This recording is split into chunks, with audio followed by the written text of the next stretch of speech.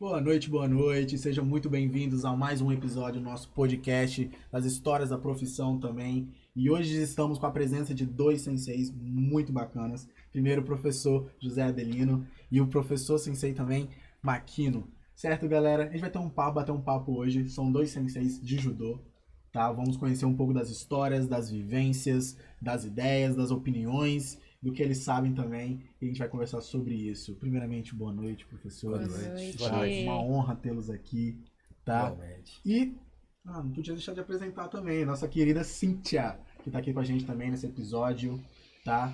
Fica à vontade, Cíntia. Muito obrigada. Boa noite pra vocês, né? Boa noite a noite. todos. O Sensei Adelino já conheço há bastante tempo. Verdade. Sensei Makino, prazer.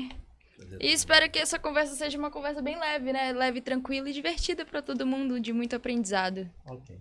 E Beleza? pra gente não perder muito tempo também, professores, primeira pergunta, primeiro vai para o professor José Adelino. Eu gostaria de saber, professor, quando foi que despertou o interesse pela arte marcial? Boa pergunta. Eu não conhecia artes marciais até a idade de 16 anos. E em 1965, no Rio de Janeiro, eu fui convidado para assistir o Campeonato Mundial de Judô. Isso aconteceu no Maracanãzinho, não me lembro a data, tá? Mas foi aí que me despertou, né? Sem conhecer nada daquilo que eu estava assistindo, né? Aqueles gestos, aquelas, vou chamar técnicas hoje, porque eu não gosto de golpe. Aquelas técnicas e não entendia nada, né? Muito menos de arbitragem. Só ficou encantado. Mas ao meu lado, graças a Deus, tinha um oficial do Exército que começou a conversar comigo, viu o meu jeito capial, que eu sou de Chapuri, estado do Acre. Muita gente não sabe, mas eu me identifico. Ele começou a conversar comigo, perguntou se eu estava gostando, se eu conhecia aquilo. Eu falei, não. Eu falei, o senhor, além de ser oficial do Exército, faz judô? Ele falou, faço. Eu sou professor do Clube Regatas Flamengo. E a partir do momento, se você quiser fazer uma aula experimental, eu falei, vou. Né? Curiosidade também, né? Conhecer ali presencialmente a coisa, né? Eu praticando. E eu falei, mas essa roupa aí? Não, essa roupa aí você não vai vestir agora. Você vai fazer uma aula experimental, você vai só de bermuda, camiseta, e lá eu te dou todas as explicações que forem necessárias. Foi aí que me despertou a coisa do judô. Começou a sua jornada no judô. Aí eu fui, né, evidentemente, assisti uma aula, assim meio de longe, né? Aí ele convidou porque eu entrasse no tatame, no dojo, né? Aí começou a me explicar a questão do início do judô, o que a gente aprende primeiro no judô, né? Quais são os fundamentos necessários para desenvolver todas aquelas técnicas, né? Ter bastante conhecimento técnico e teórico também. Na primeira aula, rapaz, já fiquei apaixonado pela coisa. E continuei treinando no Flamengo, segundas, quartas e sextas. Era na sede antiga, que era na Praia do Flamengo. De lá a gente via o Galeão. Pertinho e o Pão de Açúcar em frente. Pô, vista bonita, bicho. Então aí começou a minha trajetória e não parei até hoje. E isso já faz quantos anos que o senhor, tipo assim, faz mesmo judô a fio, sem parar? Tem É só fazer as contas. 68, eu sou péssimo, meu Deus. 40, 60 anos só de judô, basicamente. Mais? Não, 70. 70 anos. Desde o início. Desde o início. Tem pouca história, então. Pouquinho, né? Sensei Makino, o senhor, quando foi que o senhor despertou esse interesse pelo judô?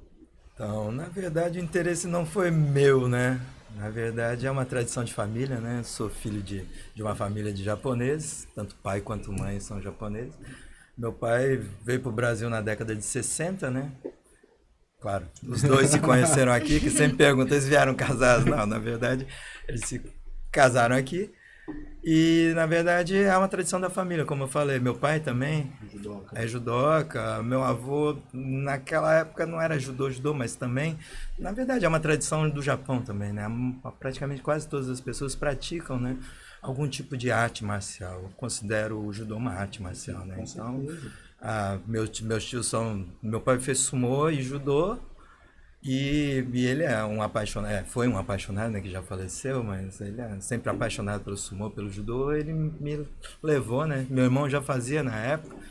Ele começou primeiro porque dentro da família também tinha essa cultura de que o judô não era uma coisa para começar tão cedo como hoje, né? Porque hoje os pais levam as crianças com 4, 5 anos, né? Mas no Japão as crianças iniciam o judô lá por volta dos 10, 11 anos. Seria, digamos, depois do fundamental básico, né? A partir da 5ª série daqui seria a 4ª série. Então eu comecei o judô por volta dessa idade, uns 10 anos de idade. E desde então não vou falar que eu não parei, porque teve uns períodos da vida que eu acabei me distanciando um pouco, mas o judô sempre fez parte, digamos, do meu currículo também, né? Independente de qualquer outra coisa, o judô sempre fez parte de uma filosofia de vida mesmo. Eu considero o judô uma filosofia de vida também, né? As artes marciais sim. E uma coisa que eu queria ter até dúvida, porque eu sou praticante de jiu-jitsu, amo arte marcial, amo filosofias, mas o jiu-jitsu ele teve muita mudança, muita evolução em golpes, na forma de lutar, e teve muitas modificações, e é uma arte nova, né, de curto período. O judô já é uma arte milenar, né, antiga. A pergunta mudou muito do início do judô para o que é hoje, ou ainda tanto a filosofia, como as técnicas, como a postura, como a disciplina, continua sendo a mesma, né? Você divide os dois. Quer falar primeiro? Pode começar. Tradicionalmente o judô mantém a sua essência, né? A prática das técnicas, né? Na sua filosofia, né? De ensinar sua metodologia. Mudanças que aconteceram foram a questão da Federação Internacional de Judô de proibir algumas técnicas, né? Claro que nesse período, não vou dizer há quanto tempo, mas algumas técnicas foram reinventadas, né, por atletas, né, já recente, né? O caso do Sioi trocado, né, invertido, né? O Taniotoshi, não, Kata Otoshi, né? Que é uma técnica perigosinha, né? Que bota a cabeça ali em cima. Então, a mudança em si praticamente não houve, né? Ainda se conserva todos os fundamentos de todas as técnicas originárias do judô mesmo, do judô Kodokan. Tá? É bom que se explique isso. Ele vai explicar que ele tem uma história melhor do que eu sobre o judô Kodokan, tá? Porque tem, por exemplo, a Federação, o Kodokan no Rio, o Instituto Kodokan no Japão, ele é independente, mas tem a Federação de Judô Japonesa, Federação Japonesa de Judô. E muda muita coisa das federações ou... Não, na verdade, o que eu vejo, né? O Sensei Jigoro Kano, né? Eu chamo também de Sensei, eu chamo de Shihan, por termos culturais, né? O Sensei Jigoro Kano, ele era além da época, né? Igual eu falo, ele não é o fundador do judô, eu considero ele o idealizador. Por quê? Porque as técnicas, né, já existiam. Só que é como fala nos livros, né, que eu já li sobre ele e tal. As técnicas já existiam, mas era preferência do professor. Tinha um professor que gostava de dar Seoi-nage, aí ele só ensinava Seoi-nage. O outro gostava de sei lá, dar Tomoe-nage, só ensinava Tomoe-nage, que seriam técnicas de sacrifício. Uhum. Então cada professor ensinava o que lhe cabia. E não tinha muito uma metodologia, não existia uma didática, né? Não havia pedagogia, digamos, dentro das artes marciais. E aí o que o Sensei Jigoro Kano fez? Ele, na época, né? Tanto é que uma parte da história foi o quê? Ele com 11, 12 anos, ele já tinha um inglês fluente. O pai dele era um empresário. Ele tinha uma fábrica de sake no Japão. Então o pai dele tinha condições. E aí, na abertura dos portos do Japão, o que fizeram? Ele pegou, se mudou para Tóquio, e lá ele foi mexer com o comércio exterior. Ele teve essa visão de que o Japão abriu os portos, agora o comércio exterior vai ser forte. E fez o filho dele, Jigoro Kano, estudar japonês. Só que o que aconteceu? Ele era pequenininho, magrinho, sabe? Muito inteligente. E aí, o que acontece com alunos nesse perfil? Sofrem bullying. Aí sofre bullying, aí até que, lá para os seus 15, 16 anos de idade, ele falou, eu estava lendo uns livros e está falando que pessoas no meu porte físico têm condições de se sobrepor a pessoas muito maiores do que ele. Aí ele falou, poxa, eu vou lá aprender isso aí então. E aí ele foi, basicamente, em 3 escolas, né, do antigas escolas, né, que não tinha muitas, as denominações são várias, né, dentre as uma delas é o jiu-jitsu, na verdade, o termo correto, a pronúncia correta seria jiu-jitsu, né, aí o povo pensa que são 2 coisas diferentes, mas na verdade não, né. Uma derivou da outra, meu, o próprio jiu-jitsu. Aí teve outras denominações também, tipo taijutsu, yawara, sabe. Então teve outras denominações para essas lutas que descendem dos samurais. Ninjutsu também? Não, ninjutsu é dos ninjas, né? Aí é outra coisa, né? proposta. E aí ele estudou nessas 3 escolas e ele viu que não tinha uma metodologia, assim, né? Não tipo, era tudo meio bagunçado. E aí ele falou, não, deve ter alguma lógica, algum princípio lógico nessa arte. Aí ele foi estudando e foi criando. Por quê? Porque naquela época ele já tinha curso superior. Então, se você imaginar que lá para os anos de 1800 e alguma coisa, que eu não recordo números também, ter o curso superior era... Aqui no Brasil não existia nem faculdade, né? Não existia uma coisa muito diferente, que hoje em dia é básico. Nessa época, saía daqui e ia para a Europa para estudar nas escolas francesas, porque a França era a cultura do mundo, né? E lá no Japão aconteceu isso também. E aí ele criou essa metodologia, né? Idealizou essa metodologia e com isso ele criou o Instituto Kodokan, né? Que Kodokan significa Ko é de fraternidade, Do é caminho e Kan é instituto. Então, se for traduzir Kodokan, seria o Instituto Caminho da Fraternidade. Que bonito. Então, ele era um poeta também, né? Muita coisa que a gente vai estudar sobre judô, você vê muita coisa da história do Japão, né? Da história dos samurais, da história do Japão antigo, né? E mesmo assim, conta dentro do que eu estudei que ele só foi ter essa noção de criar isso tudo, o judô, porque na faculdade, se eu não me engano, era um professor holandês, estava dando aula para ele, chegou e falou, poxa, a cultura de vocês é muito rica, não deixem perder ela. Por quê? Porque todas as lutas, né, as artes marciais foi banalizado depois da abertura dos portos. Tudo que era bom era do Ocidente. Então, os esportes ocidentais eram valorizados. E todas as artes marciais, a cultura japonesa tinha sido menosprezada. E aí, quando ele escutou de um professor na faculdade, né, na universidade, falando que era para preservar, foi aí que deu start nele. E ele criou toda essa metodologia e criou o Instituto Kodokan lá. Ele tinha 19 anos, 20 anos de idade. Posso dizer também que as técnicas antigamente, né, na criação dessa junção dessas escolas, dessas diferentes escolas, era uma coisa baseada mais na força do que na técnica, ou não? Sempre foi baseado mais na técnica do que na força? Então, eu considero que sempre foi mais na técnica, por causa dessa linha, né, do samurai, né? Se você pensar no samurai, porque o samurai realmente existiu, sabe? Não é uma figura lendária, é uma mitologia. Não é coisa de filme, não. Ele realmente existiu, foi numa época do Japão feudal, onde se tinha muitas guerras, né? E também se você pensar na geografia, né? O Japão é uma ilha, e se você pensar numa ilha, qualquer um pode invadir. Qualquer um encosta um barquinho lá e invade aquilo lá. Então, eles tinham que se defender, né? Eles tinham que se proteger, tinham que proteger as famílias, as mulheres, tinham que proteger o território. Então, é nessa que eles criaram toda uma estratégia de se protegerem, né? Então, eu vejo que o Japão, com esse tanto de artes marciais, né? Porque a gente conhece poucas, né? Mas se for para lá, tem N estilos, né? E aí a gente para pensar por que um povo teve que aprender a lutar tanto, né? Tantas técnicas. Exatamente por causa de invasões, né? Por causa desse conflito, sabe? A própria história, eu vejo, conta isso. Por quê? Porque logo depois que os portugueses chegaram lá, os portugueses também chegaram lá, né? No mundo todo, logo, tipo, não passou-se nem, sei lá, 30 anos, o Japão fechou as portas. E ficou mais de 300 anos fechado para o mundo exterior. Teve a cultura pro mundo. Por quê? Porque eles viram que as pessoas queriam ir lá para explorar, né? Para virar colônia, queriam transformar o Japão numa colônia também, como foi feito com o resto do mundo. E o japonês ele nunca aceitou muito essa ideia, sabe?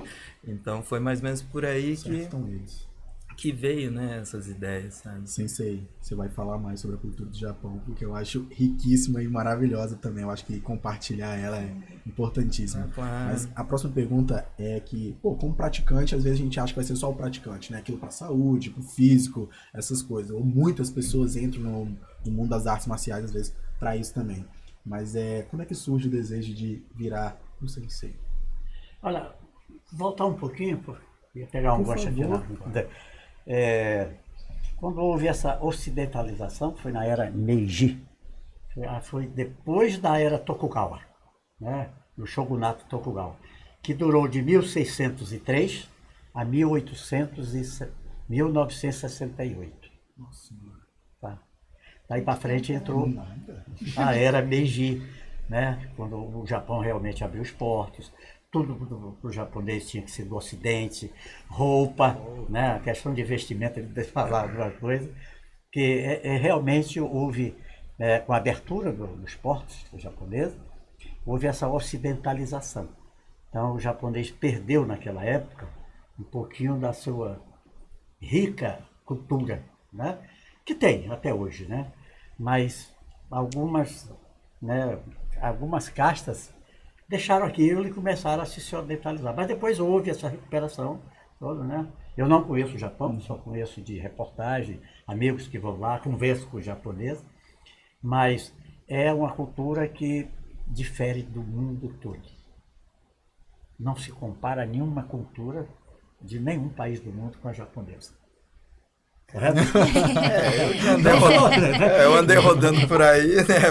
Quando eu falo rodando, eu visitei alguns países e realmente, né? Eu vejo uma Nada certa igual. peculiaridade, não só na cultura, né? Mas na forma de pensar, sabe? Na forma de lidar, de relacionamento, de tudo, sabe?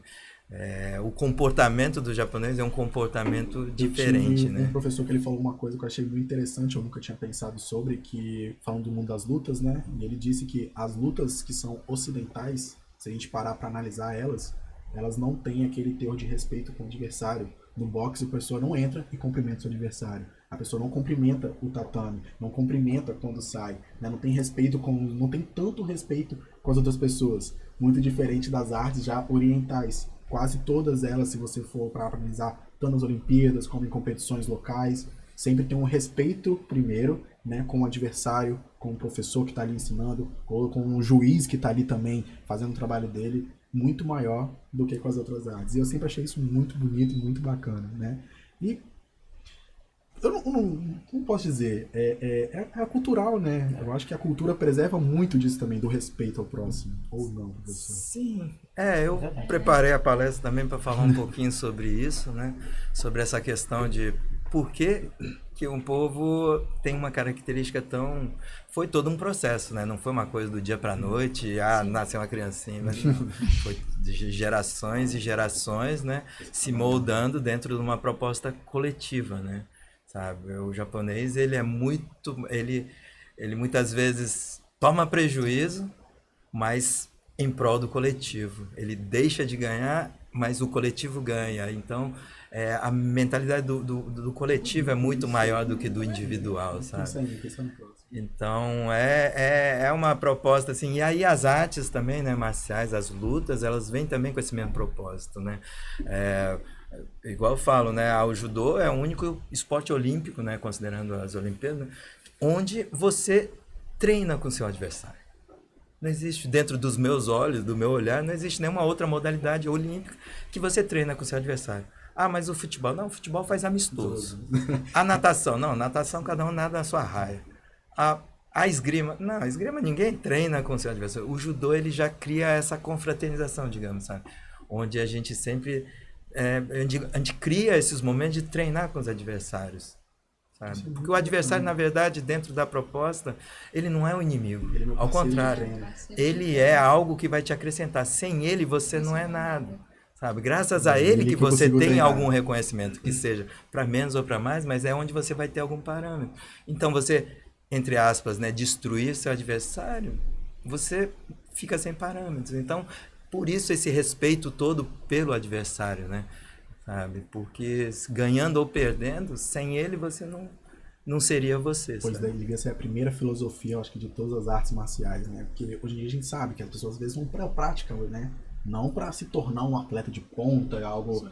Então eu acho que se eu respeitar sempre o meu colega de treino, sempre vou ter um colega pra treinar, pra evoluir, pra crescer, né? Então, pô, que bacana, isso é muito bonito, Sensei. Isso é muito bonito. Esse respeito que você está falando aí, a disciplina nas artes marciais, as 3 artes marciais modernas, o judô, karatê e aikido. Eu pratiquei todos. Não por muito tempo. Então, a questão filosófica ela é muito parecida. O aikido, principalmente, se aproxima muito da questão da filosofia quanto o judô. Tá?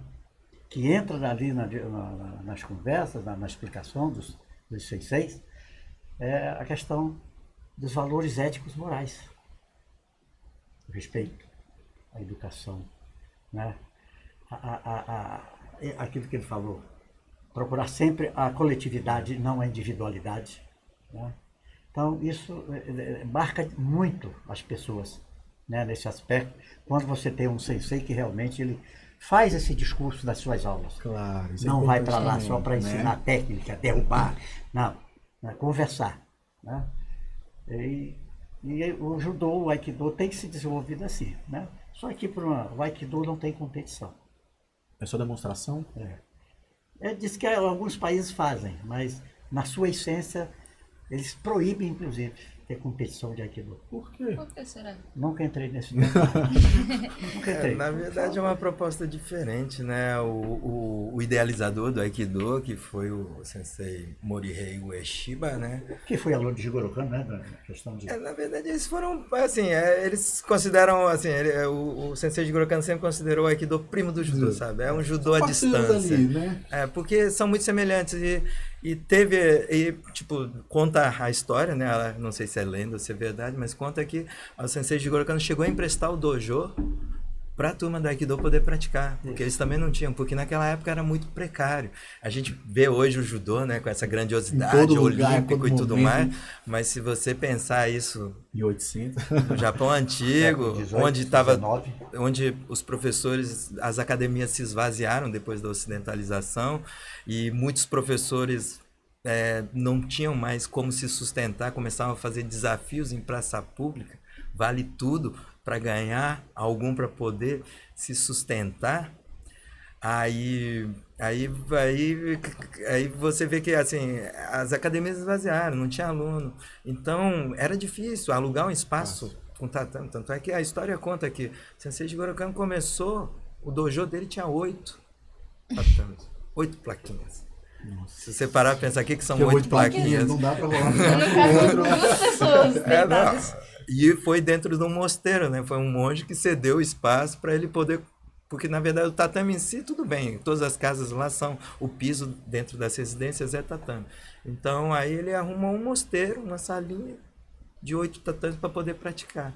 Para você ver como é que foi. E aí ele ainda emprestou pra galera do Aikido para ainda, você da que não Aikido para tinha- poder praticar, porque não tinha lugar, não tinha. E não tinha muitos alunos também naquela época, né? Ninguém queria fazer. Todo mundo queria fazer eram os esportes ocidentais, né?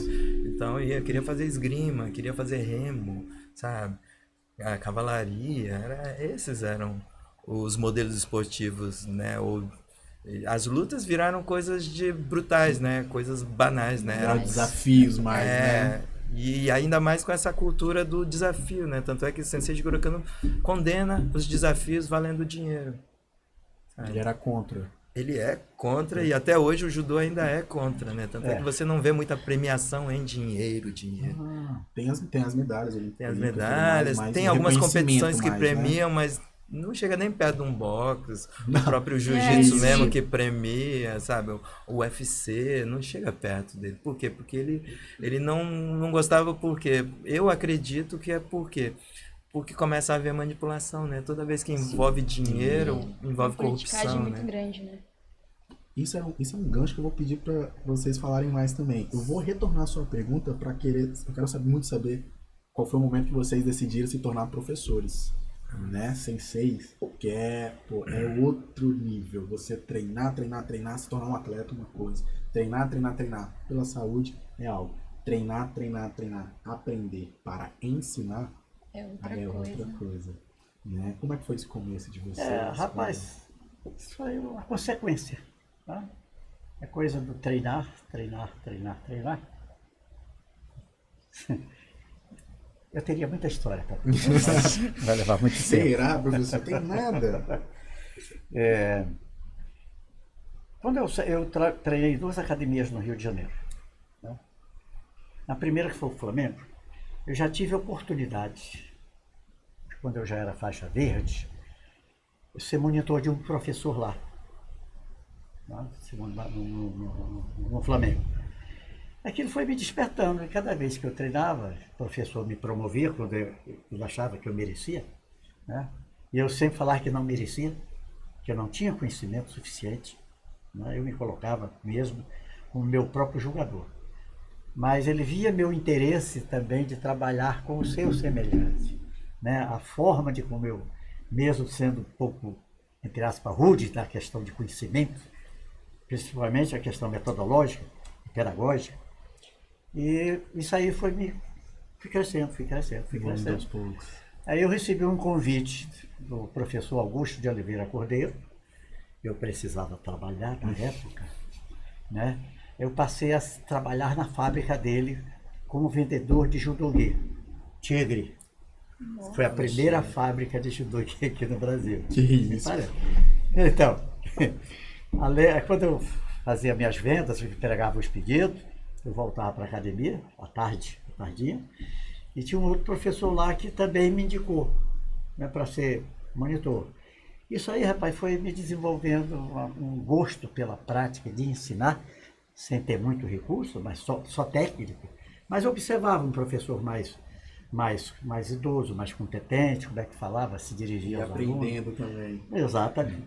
Né? E isso aí foi me despertando. Aí foi quando eu tive necessidade de vir para o Espírito Santo, que é outra história longa. Foi difícil a minha vinda, a minha estadia, a questão de você se adaptar no estado como era naquela época. Passava na rua, tirava o chapéu, bom dia, eu estranhava aquilo. Ô, cara, tudo bem, beleza? Então eu conheci o professor Eugênio de Barros, você já ouviu falar? Irmão do Zé de Barros. Eu cheguei aqui e procurei logo a academia para treinar. Né? Mas não achava. Eugênio, o pessoal pensava que era um Eugênio que era professor de fisiculturismo. Eu fui na academia do cara e falei, ué. Cadê o que eu procuro? Só tinha ferro lá no chão, pai. Aí eu me dirigi ao professor, falei, não, o nome dele é Eugênio de Barros, não sei o que, ele dá aula lá no Clube Vitória. Aí procurei esse professor, estranhei muito também a forma de como ele trabalhava, né? Ele era oriundo do jiu-jitsu, né? E eu cheguei lá, me identifiquei, aí bota os panos aí, ele já falava assim. Bota os panos. Olha a mudança de linguagem. Falei, professor, o senhor está falando judogi, né? É o kimono. Eu que falei, eu tenho que entrar nesse linguajar, cara. Eu começar a querer falar diferente aqui. E comecei a treinar, né? Ele colocou 5 faixas pretas para lutar comigo. Eu era faixa roxa. Eu falei, professor, mas porque esse é um teste? Eu sou faixa roxa, seus alunos faixa preta. Tem muito mais conhecimento e tempo de judô do que eu. Desse faixa preta tinha um que pesava 145 quilos. Não sei se eu falo do Samuel. Deu aula no Ribaneiro. Esse Samuel. Fui pegando, joguei para um, joguei outro e tal. O tio do Luizinho, cabeleireiro, faixa preta. Eu fiz um outigari, ele caiu de cabeça. Entrou em coma. Não quiseram te bater lá, Eu não? me assustei. Eu olhei, fui da janela, vi 5 andares, eu falei, não vou pular. Aí Agora tem que enfrentar o tinha um cara. médico, tinha um médico no grupo, né? Chamaram a ambulância, voltaram no carro, não sei o quê, e levaram para o hospital. O cara parou de fazer judô, né? Infelizmente. Não sabia cair. Não era levinho não, era pesado também. Aí o último cara, o mais pesado, falou, ele fazia um hanegoshi aqui no abdômen do seu, que ele era grande. Não sei se você conhece o hanegoshi. Não, gostaria muito de saber Mas qual é ele a sabe. técnica. Então ele fez aquele hanegoshi, eu falei, quer saber de uma coisa? Deixa eu ir fazer meu me bonito aqui, prestigiar aquele cara, vou enfrentar o cara dele. Então, passei por esses testes todos, entendeu? E aí, depois disso, dessa passagem, você quis criar a sua própria academia ou... E essa história é muito longa. Até chegar a faixa preta, vixe Maria. Então, aí ele continuei treinando, ele permitiu que eu continuasse treinando, mas sempre aqueles desafios, principalmente do solo, que ele era muito bom de solo. Tá? E me chamou para treinar na academia dele, porque eu tinha uma técnica muito apurada. E ele gostaria de treinar comigo. Eu fui para a academia dele, um domingo, ele estava me aguardando, e eu estranhei a forma de como ele me recebeu. Eu não existia na época, essa coisa. Ele falou, Adelino, vai treinar só nós dois, eu vou trancar aqui a academia, ninguém vai assistir. Com portas fechadas. Eu falei, peraí, cara, que treinamento é esse? Olha, se você me jogar do lado de fora, não tem problema. Se eu te jogar do lado de fora, também não tem problema. Eu estou aqui para aprender judô. Eu não estou com essa intenção. Fui uma vez só, não voltei mais. Não. Eu ainda era faixa roxa. Eu fui promovido pelo irmão dele, o Zé de Barro. Né? Trabalhei muito tempo na academia dele, inclusive, na década de 70, 72, 73, 74. Né? Aí, rapaz, eu fui me aprimorando. Cheguei a fazer exame para faixa preta, mas eu vi que meus conhecimentos eram muito limitados ainda? Muito limitados, meus conhecimentos de metodologia, de pedagogia. Aí foi quando eu entrei na faculdade. Mas aí dentro desse período, você não competia? Não, sempre competi. Sempre competi. Tá, sempre competi. Sempre. Entendi. Minha vida toda foi competindo. Entendi. Tá? Arranjava trabalho aqui, trabalho ali, mas sempre não deixava Ô, de mestre, como é, professor Sem Adelino, problema. como é que foi essa vivência? Porque você vinha de um judô, né, até a faixa roxa, uma técnica, um esporte extremamente técnico, né, e na época o jiu-jitsu ainda, né, advindo do jiu-jitsu, era bem grotesco, era bem grosseiro, era mais na força, começou bem no bruto. Como que era esse treinamento com eles, né? Mas depois modificou bastante, né? Eu observava que era muita força, né? Você tinha que levar de qualquer forma, né? Eu tenho que jogar esse cara de qualquer jeito, não importa se é de frente, se é de costas, se é de Ele tem lado. que cair. Né? Mas quando eu passei a trabalhar na academia dele, o irmão dele passou a tomar conta da academia e tinha uma turma de jovens e adultos. E nessa turma tinha faixa marrom, tinha faixa roxa. Né? E eu me identifiquei muito com aquele pessoal que já estava fazendo um judô um pouquinho mais técnico. Né? Se preocupando mais com a técnica e menos com força. Exatamente. Né? Então eu fui desenvolvendo tudo isso. Foi quando eu fiz exame, faixa preta. Meu primeiro exame foi primeiro porque me reprovaram. Eu não me reprovei, não, me reprovaram. Foi no Rio. Né? Naquela época você conheceu o Ronaldo Duarte. Foi um grande competidor nosso, foi eu e ele. Né? E eu me achava assim, tranquilo, apto, achava que aquele exame eu passaria tranquilo. Quando teve o teste de Katama e Waza, uma técnica que nenhum dos dois professores tinham explicado, me ensinado, nem com quem eu convivi. Você tinha que fazer ali. Eu tinha que fazer aquela técnica e eu não fiz. O professor, escuta, você não aprendeu isso? Você é candidato a faixa preta e não sabe fazer Sanka Kugatami. Não, nunca tinha ouvido. Falei, rapaz, você vai ficar reprovado. Falei, paciência, só por causa dessa técnica? Só. Eu acho que ele me reprovou por causa da forma que eu falei. Pensa. Imagina. Eu Só acho que ele pelo me abuso, assim, me sabe? reprovou por causa da forma que eu falei. O senhor vai me reprovar só por causa dessa técnica? E realmente, né? O colega não fez um exame tão bom, e passou tranquilo. Mas aí, nos próprios 6 meses, eu poderia fazer esse exame. Só que eu fui fazer na Bahia. Mudou totalmente de academia, de professores, ou não? Eu tive fazendo estágio com o professor Lofei Shiozawa, o Pelé do judô do Brasil. Você pode ter outro cara, mas para mim, o tempo que eu passei no judô e conheci pessoalmente, treinei na academia durante uma semana, o professor Shiozawa, em Salvador. Teve exame nesse dia, tinha 40 candidatos. Tudo a Shodan, primeiro grau, né? Primeiro grau. Naquela época a gente tinha que fazer Shiai, uns 5 caras. Shiai é fazer treinamento com todos eles? É luta. Desafio. Um desafio. Desafio. Você tinha que bater todo mundo. Naquela época era Você assim. tinha Você que faixa ver de preta, todo você tem que mundo. conseguir se virar. Faixa preta? Naquela Tipo época- assim, né? Essa Naquela teoria, época era esse assim. faixa preta teórico é coisa de hoje. Naquela época era coisa. porrada.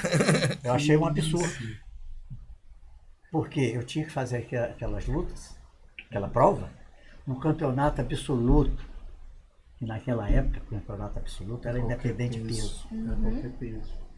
Aí eu peguei o Antônio Jovito, também magrinho, de 148 quilos. Leve, igual uma pluma.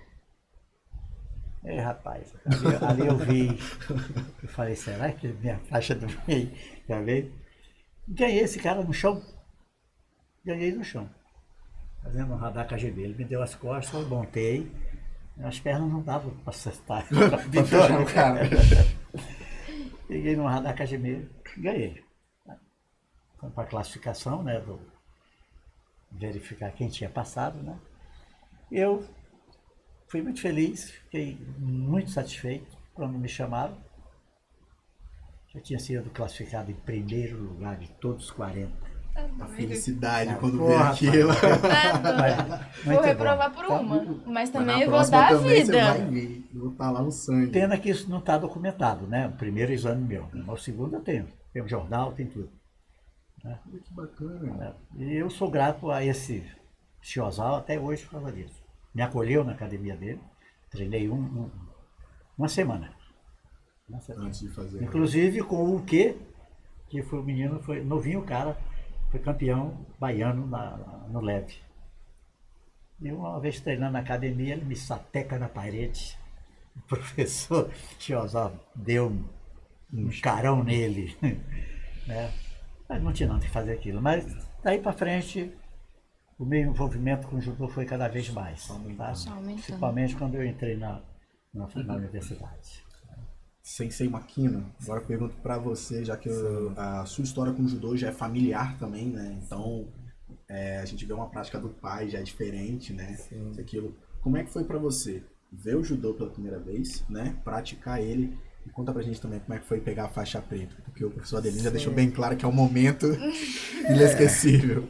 O meu processo foi muito mais tranquilo, digamos, né? Eu comecei a fazer judô, mas antes mesmo de começar a fazer o judô, eu já acompanhava, né? O meu irmão já praticava, então eu já acompanhava meu pai nas competições onde meu irmão ia competir. E via, né? Via os combates, meu pai também falava, né? Comentava a respeito, não, fulano de tal é bom, não, aquela técnica foi válida, não, aquilo lá é Você já perigoso. sabia só de... Então meio que já tinha uma noção do que era. Aí quando eu comecei a praticar, meu pai na verdade foi o meu treinador, né? Meu professor mesmo, porque na verdade o meu judô, ele é japonês, né? Pratiquei, treinei em Vitória, né? No Secage, mas foi mais para ter o grupo para treinar, porque a parte técnica mesmo que me ensinou foi meu pai. Eu tendo um pai e um irmão, então você treina em casa tranquilo. Meu irmão não dá pra contar muito, porque meu irmão tem o dobro do meu tamanho. Sabe que ele sempre... Então essas histórias de que, 140, 130, meu Todo irmão dia também, foi isso aí pra mim. 120, 130, aí não tinha graça, digamos, né? Mas meu pai sempre me passava essa parte técnica, por quê? Porque dentro da noção dele, o judô ele é uma luta absoluta. Na verdade, ele considerava o judô uma defesa pessoal, né? Uma arte marcial. Então, não tinha essa coisa de categoria de peso. Ele não considerava como um esporte, né? Ele considerava mais como uma luta. Você tem que aprender a se defender. Não é aprender a se defender, mas independente do tamanho do adversário, não é motivo para você ficar com medo e achar que você vai apanhar, sabe? Se você sabe lutar um judô, né, técnico, independente do tamanho do outro. E outra, o judô ele veio num formato para não ser lesivo, né? Para não lesionar ninguém. Então, se o cara entrar forte, solta o corpo e cai no chão. Sabe? Levanta e depois você tenta descontar, sabe? Não tem essa Ele de... fala uma tranquilidade, tipo Sim, assim, que a nossa. quedadinha não é que porradão no chão. Eu mesmo, sabe? Até hoje sou assim, sabe? Se você demonstrar uma técnica onde me pega no tempo correto e eu Vai, não tenho a de qualquer defesa, eu não vou me torcer, eu não vou tentar fazer, sabe, acrobacias para tentar não cair de costas. Não, deixa eu solto o corpo e Aceitando. bate. E depois eu levanto e a gente tenta Continua. descontar e vambora, sabe? Por isso que assim, foi um processo assim, foi um processo bem tranquilo, né? Aí ao longo dos anos eu me peguei a faixa preta até bem cedo, né? Eu não tinha nem 18 anos na época. Tava com 17 anos, foi no ano que eu ia completar 18 anos. E na verdade eu acabei entrando por quê? Porque eu tava no terceiro ano do segundo grau. Eu falei, poxa, ou é agora, Ou não é mais. ou vai ser só Deus sabe quando. Por quê? Porque aí depois começa Vida profissional. vestibular, estudar e faculdade, e aí ocupa-se muito tempo e não dá pra. Você não tem mais aquele Vivenciar mesmo a tempo prática. mesmo de praticar. Por quê? Porque Fio. a prática do judô pra mim é uma prática diária, né? É você treinar de segunda a segunda, sabe? Não tem esse negócio, meu treino é só segunda, quarta e sexta. Não, é um treino diário. Todo dia você tem que praticar. Todo dia você tem que repetir os movimentos, sabe? Lá em casa eu Nossa. tinha uma pilastra onde tinha uma faixa amarrada, onde eu ficava repetindo os movimentos todo dia. Repetindo, sabe? Fora as corridas na praia, fazer barra, sabe? Porque senão você não molda seu corpo, né? Você não se prepara para aquela atividade. Como eu falo isso para todos, né? Não só o judô, mas Qualquer arte, né? Você vai qualquer ter que arte, repetir. qualquer esporte, o gesto esportivo requer repetição. Cientificamente falando, são 100 mil repetições. Simples assim, sabe? Só 100 mil. Tô nem nos 10% Se você fizer aí 1000 de por começar. dia, em 100 dias você aprende um gesto esportivo, uma técnica de judô. Começamos bem. Sabe? Então, quer dizer, uns 3, 4 meses. Bom, infelizmente a gente não tem mais tempo. Então eu só queria deixar uma última pergunta, né? Que eu quero que vocês falem para o público. A seguinte, quer ver? Se vocês pudessem dar um conselho para quem tá chegando no judô agora, qual seria esse conselho? O que vocês têm a dizer para essa galera que tá chegando agora, que tem o interesse? Eu acho que hoje o judô está muito mais fácil, né? Hoje você abre o celular, você aprende muita coisa. Na nossa época, eu considero não tinha nem vídeo, não tinha fita, sabe? Não tinha nada. Então era muito difícil. As revistas que tinha a gente devorava como se fosse uma bíblia, sabe? Porque a informação era muito difícil de chegar. Hoje eu penso, se você gosta, se você quer praticar, estude. Não fique esperando o professor te guiar, sabe? O professor, na verdade, eu considero, é um orientador, né? Ele vai te orientar, mas você tem que buscar, você que tem que estudar e levar as suas perguntas para o professor poder sanar. É você que vai falar, pô, professor, eu gostei da técnica tal, o senhor me ensina, sabe? Eu acho que hoje seria isso, é você procurar, é você buscar, hoje se tem essa liberdade da informação, onde você não depende mais de uma pessoa para transmitir tudo aquilo. Eu acho que seria isso, é ter essa disposição de ir em busca do conhecimento.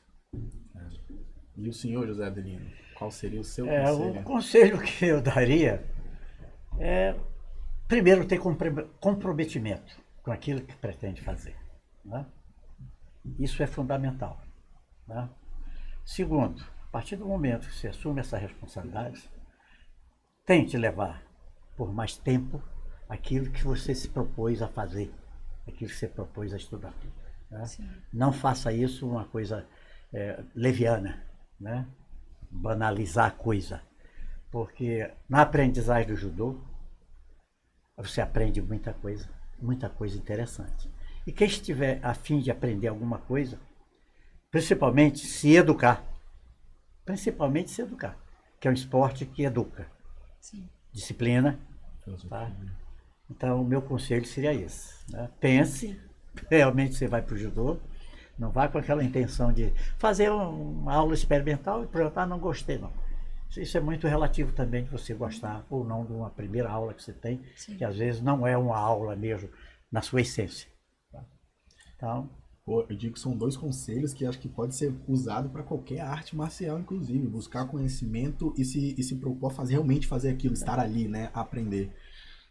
Professor José Delino, agradeço muito a presença. Professor Maquino, agradeço muitíssimo a presença. Sinto muito pelo tempo ser curto, porque a quantidade de história que veria agora aqui seria absurda. teria muita história. São Então, duas galera, referências, né? Pô, são 2 nomes Pouco incríveis. tempo de judô, Não é pouca... nada. Que a gente tem de vida junto, não dá o tempo Não dá o tempo de judô. Eu agradeço a oportunidade de estar aqui com vocês, né? Pelas perguntas que vocês fizeram. Nós teríamos mais Tarde. história para contar, né? Por Muitas favor. perguntas, muitas... Então, professores, agradeço mais uma vez. Rapaziada de casa, agradeço a presença de vocês que estiver assistindo também, tá? E fica aquele abraço, um beijo e fica até a próxima. E até a Tchau, próxima. tchau. Tchau, tchau, gente.